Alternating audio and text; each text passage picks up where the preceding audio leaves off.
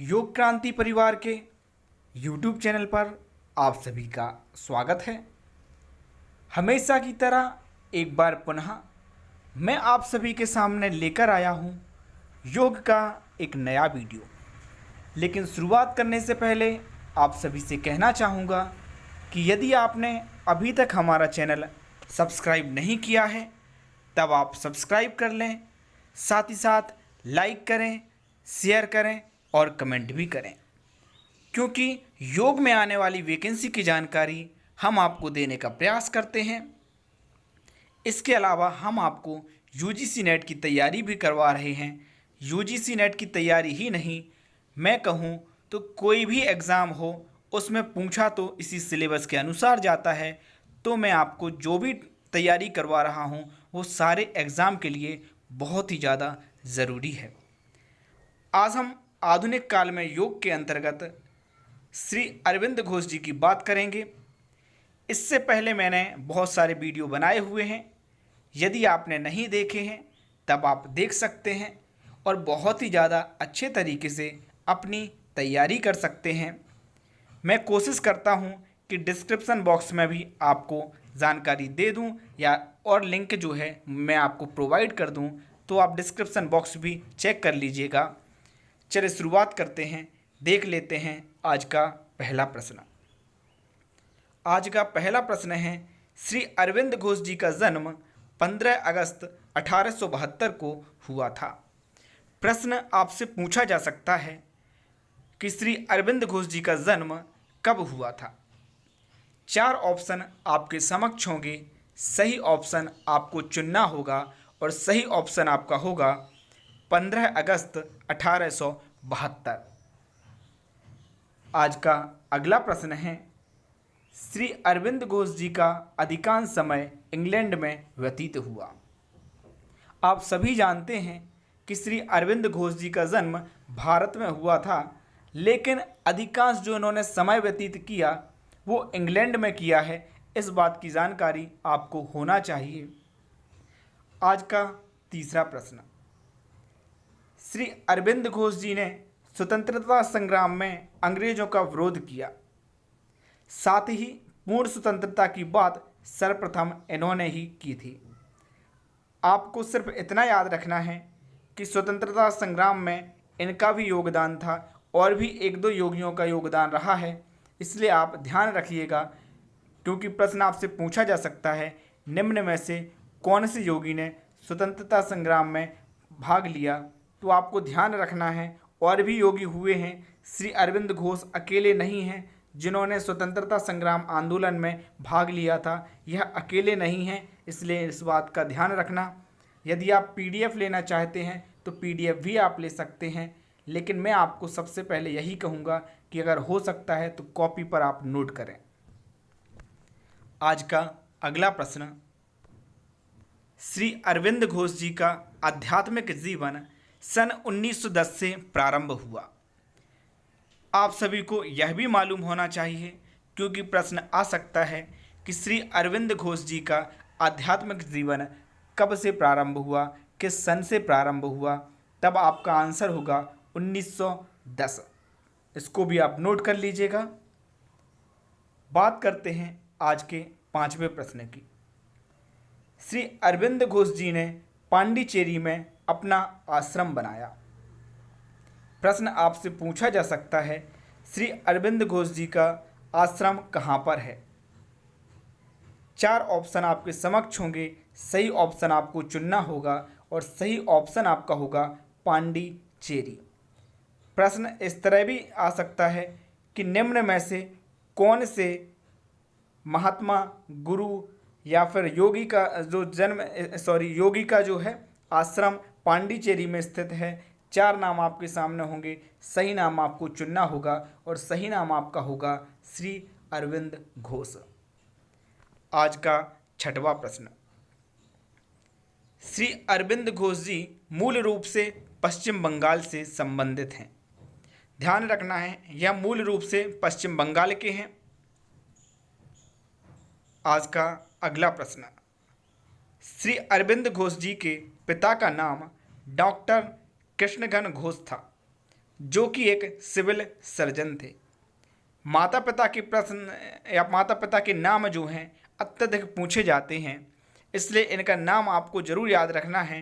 प्रश्न आपसे पूछा जा सकता है, श्री अरविंद घोष जी के पिता का नाम निम्न में से क्या है? या फिर आपको सूची 1 और सूची 2 के मिलान के रूप में भी पूछे जा सकते हैं, तब आपको इस तरह से भी देख लेना है। वैसे मैं कोशिश करूंगा कि आगामी समय में आपको एक वीडियो इस तरह से भी दूं कि 2017 से लेकर 2019 तक किस तरह से प्रश्न पूछे जा रहे हैं। अभी तक मैं एक वीडियो आपको दे चुका हूं, वो वीडियो है श्रीमद् भगवत गीता से संबंधित, उसको भी आप देख लीजिएगा। आज का अगला प्रश्न है, श्री अरविंद घोष जी की माता का नाम श्रीमती स्वर्णलता देवी था, जो ब्रह्म समाज के प्रमुख समर्थक और हिंदू मेला के समर्थक राज नारायण बोस की पुत्री थी। इतना आपसे नहीं पूछा जाएगा, सिर्फ आपको इतना ही याद रखना है कि इनकी माता का नाम क्या था, किनकी पुत्री थी। यह सब आपको याद रखने की आवश्यकता नहीं है, सिर्फ इतना याद रखिएगा, स्वर्णलता देवी जो हैं श्री अरविंद घोष जी की माता थी। प्रश्न यही आएगा। आज का 9वां प्रश्न, श्री अरविंद घोष जी ने कैम्ब्रिज के किंग्स कॉलेज में शिक्षा ग्रहण की। आप सभी को मालूम होना चाहिए कि श्री अरविंद घोष जी ने शिक्षा कौन से कॉलेज में ग्रहण की। यदि यह प्रश्न आता है तब आपको आंसर देना है कैम्ब्रिज के किंग्स कॉलेज में। आज का 10वां प्रश्न, श्री अरविंद घोष जी ने जर्मन, लैटिन, ग्रीक, फ्रेंच और इटली भाषाओं में निपुणता रखते थे। मतलब बहुत सारी लैंग्वेज जो हैं इनको आती थीं, इसलिए आप ध्यान रख लीजिएगा कि कौन कौन सी लैंग्वेज इनको आती थीं। इस तरह का वैसे प्रश्न नहीं पूछे जाएंगे क्योंकि यह बहुत नॉर्मल प्रश्न हो जाते हैं, इसलिए यह प्रश्न नहीं पूछे जाएंगे। फिर भी मैं आपको नहीं कह सकता प्रश्न क्या आ जाएं, क्योंकि ना तो मैं पेपर बनाने वाला हूं ना आप बनाने वाले हैं, इसलिए एक बार आप पढ़ जरूर लीजिएगा। आज का अगला प्रश्न 11वां प्रश्न, 14 वर्ष के पश्चात फरवरी 1893 में भारत लौटने पर उन्होंने महाराजा सयाजी राव के यहाँ भूमि व्यवस्था तथा राजस्व विभाग में काम किया। इसके बाद बड़ौदा कॉलेज में 13 वर्षों तक प्राध्यापक और वाइस प्रिंसिपल और निजी सचिव भी रहे। यह आपको ध्यान रखना है कि वह कितने समय बाद वहाँ से पढ़ाई करके लौटे।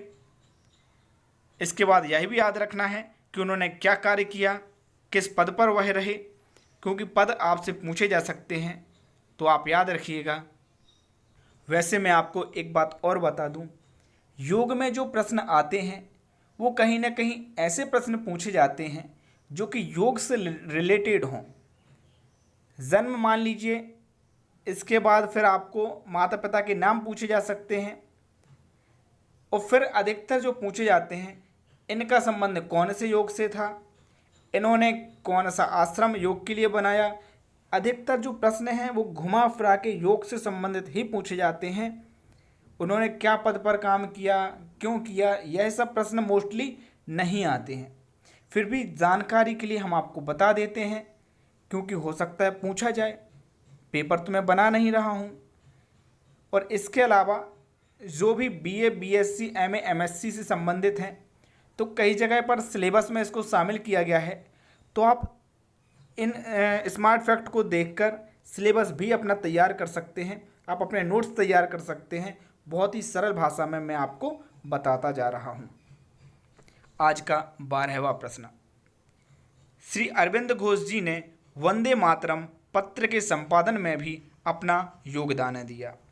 यह प्रश्न जरूर कुछ आईएमपी लगता है, इसलिए इसको भी याद रख लीजिएगा कि वंदे मातरम जो पत्र है उसके संपादन में इन्होंने अपना योगदान दिया था। इसको एक पेज पर आप नोट कर लीजिएगा। आज का अगला प्रश्न, आज का 13वां प्रश्न, श्री अरविंद घोष जी के प्रथम शिष्य का नाम श्री एम के मुंशी था। आपको यह प्रश्न पूछा जा सकता है कि श्री अरविंद घोष जी के प्रथम शिष्य का नाम निम्न में से क्या था। 4 ऑप्शन आपके समक्ष होंगे, सही ऑप्शन आपको चुनना होगा और सही ऑप्शन जो होगा वह होगा M.K. मुंशी। प्रश्न इस तरह से भी बनता है कि श्री M.K. मुंशी के गुरु का नाम क्या था, तो ध्यान रखना है श्री अरविंद घोष। प्रश्न कैसे भी पूछे जाएं, यदि कॉन्सेप्ट आपके दिमाग में क्लियर है तब आंसर आप आसानी से दे देंगे। इसलिए मैं आपको स्मार्ट फैक्ट लाता हूं, आपको ऑब्जेक्टिव टाइप नहीं लाता हूं। आज का अगला प्रश्न 14वां प्रश्न। श्री अरविंद घोष जी का विवाह 1901 में मृणालिनी देवी के साथ हुआ था। आपको ध्यान रखना है कि श्री अरविंद घोष जी की पत्नी का क्या नाम था। शादी कब हुई यह प्रश्न मोस्टली नहीं आएंगे। हाँ, पत्नी का नाम जरूर पूछा जा सकता है, पूछा जाएगा ऐसा नहीं है, IMP नहीं है, लेकिन पूछा जा सकता है, पढ़ लीजिएगा। आज का अगला प्रश्न। श्री अरविंद घोष जी ने 1904 में बिना गुरु के ही योगाभ्यास प्रारंभ किया। यहाँ पर ध्यान रखना है 1904 में इन्होंने बिना योग गुरु के योगाभ्यास किया था। मोस्टली जो गुरु योग साधु हैं या फिर हम कहें योग गुरु हैं हमारे, उन्होंने किसी न किसी के देख रेख में ही प्रारंभ किया है, लेकिन इन्होंने स्वयं से प्रारंभ किया है। इनके कोई भी यहाँ पर गुरु नहीं थे। अगला प्रश्न। श्री अरविंद घोष जी की भेंट 1908 में महाराष्ट्र के योगी लेले से हुई थी। उनसे श्री अरविंद घोष जी ने 30 दिनों तक ध्यान का अभ्यास सीखा, जिससे उन्हें अपनी साधना के मूलाधार का ज्ञान हुआ। आपको एक बात यहाँ पर क्लियर करा दें, 1904 में इन्होंने योगाभ्यास जो प्रारंभ किया था वह बिना किसी गुरु के देखरेख में किया था, लेकिन 1908 में महाराष्ट्र के योगी लेले से इन्होंने 30 दिनों तक, सिर्फ और सिर्फ 30 दिनों तक ध्यान का अभ्यास सीखा था। इस बात का आप ध्यान रखिएगा, सिर्फ और सिर्फ 30 दिनों तक सीखा है। ध्यान रखना, कई बार एक बात और आती है इनके ऊपर कि इनके कोई गुरु नहीं है, लेकिन कुछ जगहों पर लिखा हुआ मिलता है कि योगी लेले जो हैं इनके गुरु थे, तो हम इनके गुरु मान भी सकते हैं योगी लेले। यदि ऑप्शन में आपको मिलता है तब आपको लगा देना है, और यदि इनका ऑप्शन में नाम नहीं मिलता है तो नीचे एक ऑप्शन मिलेगा इनमें से कोई नहीं, तब आपको इनमें से कोई नहीं पर क्लिक करना है, क्योंकि इनके गुरु योगी लेले थे, लेकिन इनसे सिर्फ और सिर्फ 30 दिनों तक इन्होंने साधना सीखी, ध्यान सीखा। तो कई बार इनकी कई बुक में जीवन परिचय में लिखा हुआ मिलता है कि इनके कोई भी गुरु नहीं थे। अगला प्रश्न, आज का 17वां प्रश्न। प्रतिदिन शुरू में वह 6 से 7 घंटे श्रम साध्य प्राणायाम का अभ्यास करते थे, साथ ही गीता और उपनिषद में वर्णित ध्यान का भी अभ्यास करते थे। यह तो नॉर्मल बात हो गई। 18वां प्रश्न है, 5 मई 1908 को श्री अरविंद घोष जी विद्रोही के रूप में पकड़कर अंग्रेजों ने अलीपुर जेल में डाल दिया, जहां पर वह 1 वर्ष तक रहे। ऐसे अन्य योगी भी हुए हैं जिनके जीवन परिचय में मैंने आपको बताया है कि वह जेल में रहे हैं। तो यहाँ पर इनके जीवन परिचय में भी आपको याद रखना है कि यह भी जेल में रहे हैं, और कब रहे हैं, 5 मई 1908 को रहे हैं। इस बात का ध्यान रखना है। कितने दिनों तक रहे हैं, तो 1 वर्ष तक रहे हैं। आज का अगला प्रश्न 19वां प्रश्न। जेल में श्री अरविंद घोष जी ने अपना समय गीता, उपनिषद आदि आध्यात्मिक ग्रंथों का अध्ययन किया, साथ ही ध्यान और योगाभ्यास किया, और वहीं पर इनको आत्म साक्षात्कार हुआ और सभी वस्तुएं दिव्य रूप में दिखाई दी।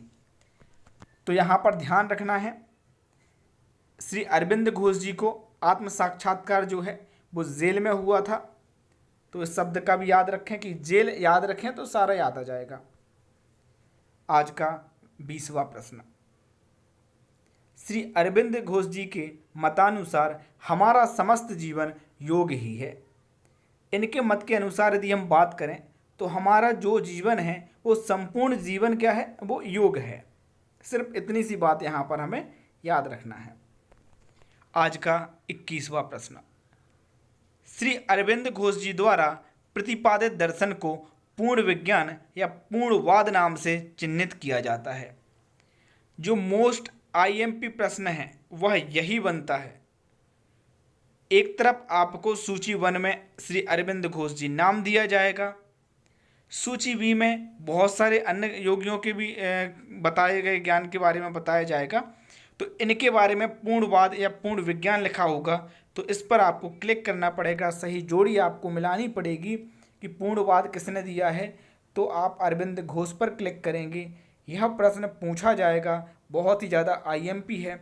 इस प्रश्न को आप ज़रूर एक जगह नोट कर लें, यह बहुत आईएमपी है, मैं बार बार आपको बता रहा हूँ। अगला प्रश्न, आज का 22वां प्रश्न, श्री अरविंद घोष जी द्वारा प्रतिपादित पूर्णवाद के अनुसार पूर्णवाद में निम्न प्रकृति एवं उच्च प्रकृति के मध्य विरोध को स्वीकार करते हुए उसका निराकरण किया जाता है। यह तो पूर्णवाद के अनुसार हो गया जो इन्होंने बताया हुआ है। आज का 23वां प्रश्न, श्री अरविंद घोष जी द्वारा प्रतिपादित योग विधि का नाम पूर्ण योग है। तो जो कि अभी मैंने आपको बताया था वही यहाँ पर फिर से बता दिया गया है। आईएमपी है, पूर्ण योग आपको याद रखना है बस। आज का 24वां प्रश्न, श्री अरविंद जी ने पूर्ण योग का विस्तृत विवेचन आर्य मासिक पत्रिका में किया था, जिसकी लेखमाला 6 वर्ष तक धारावाहिक रूप से प्रकाशित होती रही, जिसका शीर्षक था सिंथेसिस ऑफ योग। यह जरूर आपको याद रखना है कि मासिक पत्रिका का नाम क्या था, कितने वर्षों तक वह प्रकाशित होती रही, या इसका शीर्षक क्या था। यह प्रश्न आपसे पूछा जा सकता है, तो शीर्षक जरूर याद रखें, सिंथेसिस ऑफ योग। आईएमपी प्रश्न है। आज का 25वां प्रश्न, यह 3 मौलिक अभ्यास जो हैं इनको भी याद रख लीजिएगा। श्री अरविंद घोष जी की योग प्रणाली के 3 मौलिक अभ्यास हैं। एक अभीप्सा अर्थात अभिलाषा, सेकंड परित्याग, थर्ड आत्मोद्धार। तो यह तीनों आपको याद रखना है। आज का 26वां प्रश्न, श्री अरविंद जी की लाइफ डिवाइन समस्त संसार के सम्यक दिशा प्रदान करने वाली सशक्त कृति है। तो लाइफ डिवाइन तो आपको सभी को ही मालूम है, इसलिए इसके बारे में ज़्यादा नहीं बताएंगे। आईएमपी प्रश्न है। 27वां प्रश्न, श्री अरविंद घोष जी को अंतिम समय में गुर्दे से संबंधित बीमारी हुई, जिससे उनकी मौत हो गई।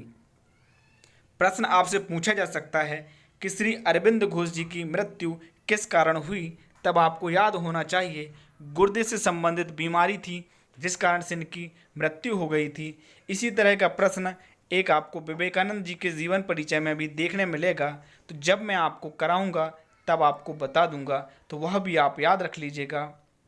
28वां प्रश्न, श्री अरविंद घोष जी के अनुसार परब्रह्म में प्रकृति एवं पुरुष एकाकार होते हैं।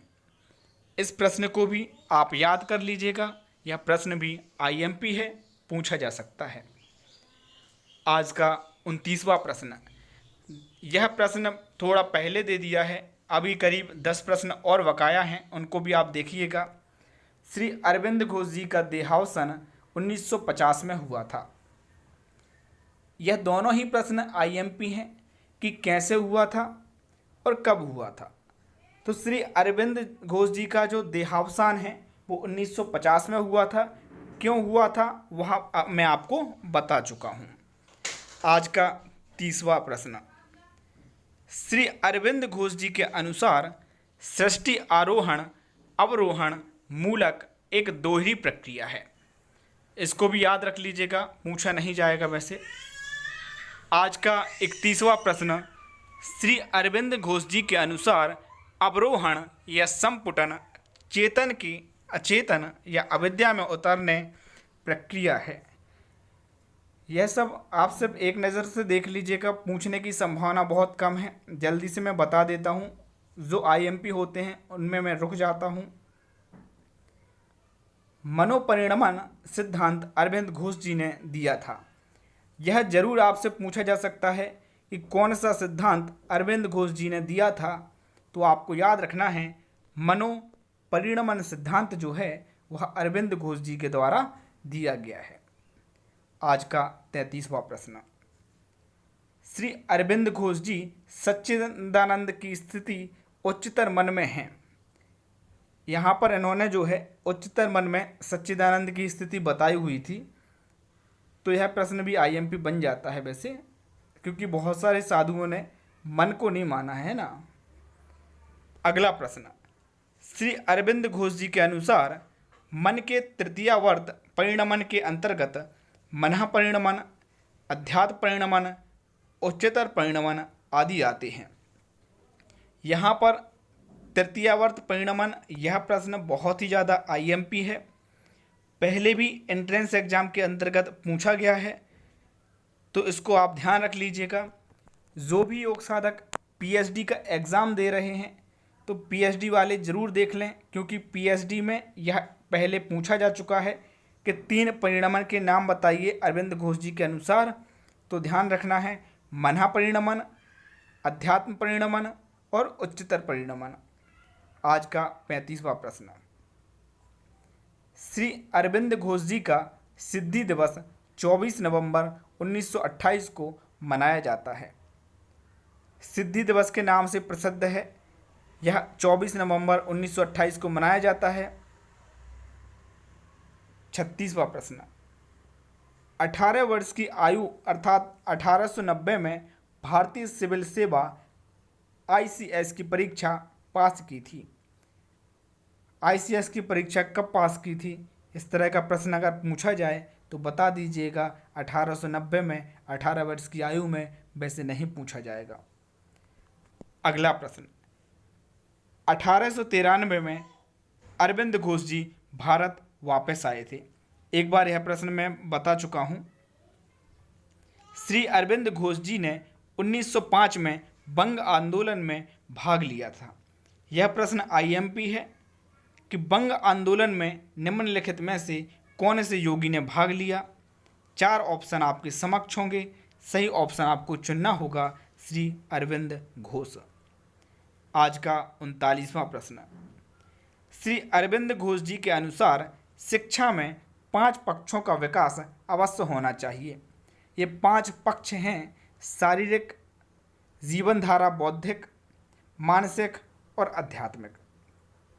तो इन 5 पक्ष को जरूर ध्यान से देख लीजिएगा कि शिक्षा में अरविंद घोष जी के अनुसार 5 पक्षों का विकास होना आवश्यक है। तो वह 5 विकास कौन कौन से हैं? शारीरिक, जीवनधारा, बौद्धिक, मानसिक और आध्यात्मिक। आज का 40वां प्रश्न, श्री अरविंद घोष जी के अनुसार स्वेच्छा से कर्तव्यों का पालन करना ही अनुशासन है। प्रश्न आपसे पूछा जा सकता है कि श्री अरविंद घोष जी के अनुसार अनुशासन क्या है। सही ऑप्शन आपको चुनना होगा और सही ऑप्शन होगा स्वेच्छा से कर्तव्यों का पालन करना। वही क्या है? अनुशासन है। अगर आप पीडीएफ प्राप्त करना चाहते हैं तो योगियों के जीवन से संबंधित 4 आपको मिल जाएंगे। 4 योगियों के जीवन परिचय मात्र आपको 10 रुपये में मिल जाएंगे। आप हमारे व्हाट्सएप नंबर पर मैसेज कर सकते हैं। अभी के लिए बस इतना ही। धन्यवाद।